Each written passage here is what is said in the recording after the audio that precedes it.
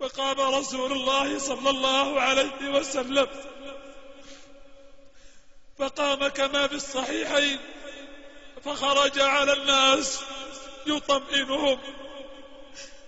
خرج بعصابة دسمة، وقيل سوداء وقيل كثيفة، وهو بين علي والعباس على كتفيهما يهادى بينهما، وأقدامه تخط في الأرض من شدة المرض،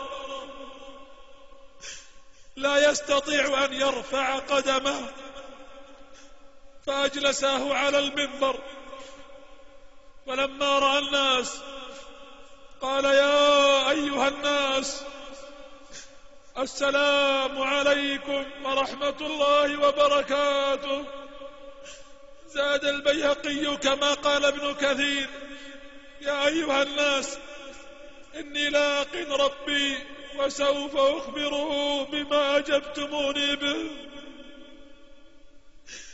صعد المنبر لكي يؤدي الحقوق ويرد المظالم. واسمعوا ماذا قال، أعلنها للبشرية كلها. قال: يا أيها الناس، من سببته أو شتمته أو أخذت من ماله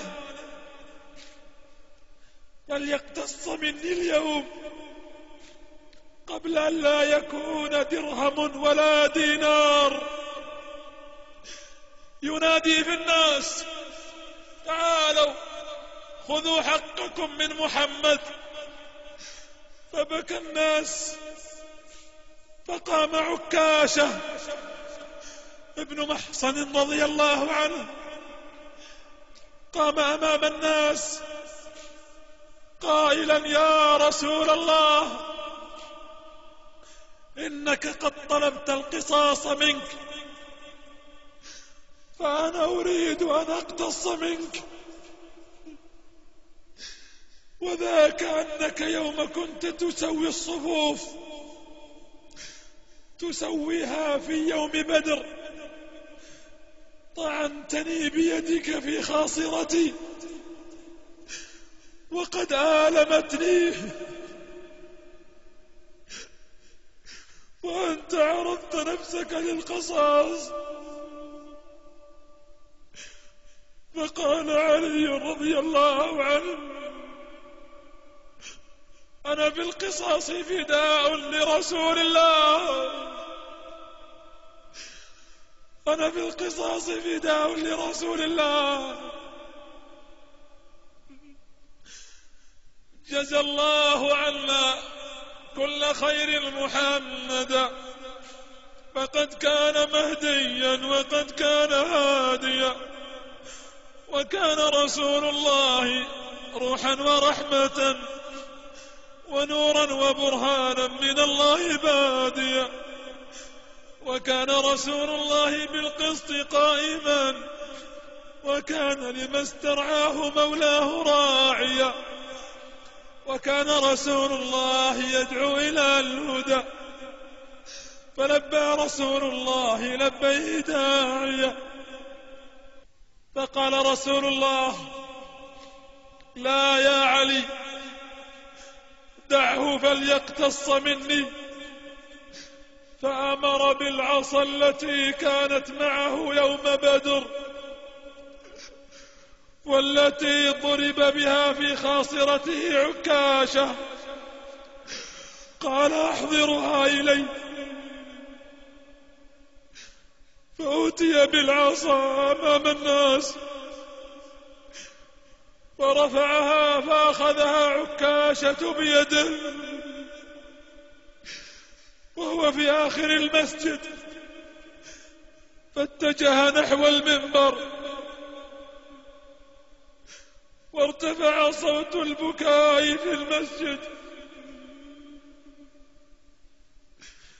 والناس يقولون: فديناك بآبائنا وأمهاتنا يا رسول الله. فلما وصل عكاشة وصل المنبر ألقى العصا من يده ثم ضم الجسد الشريف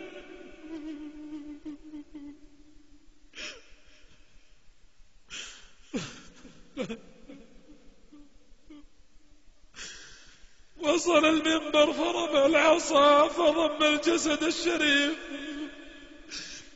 ومرغ وجهه في وجه النبي صلى الله عليه وسلم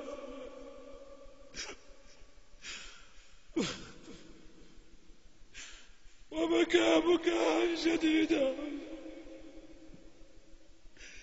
وهو يقول جسمي لجسمك فداء،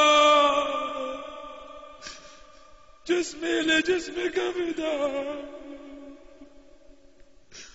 فضج المسجد بالبكاء.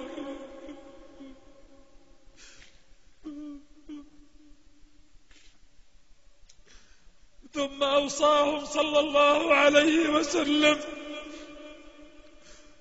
بعد أن مسح دموعه، أوصاهم بوصايا،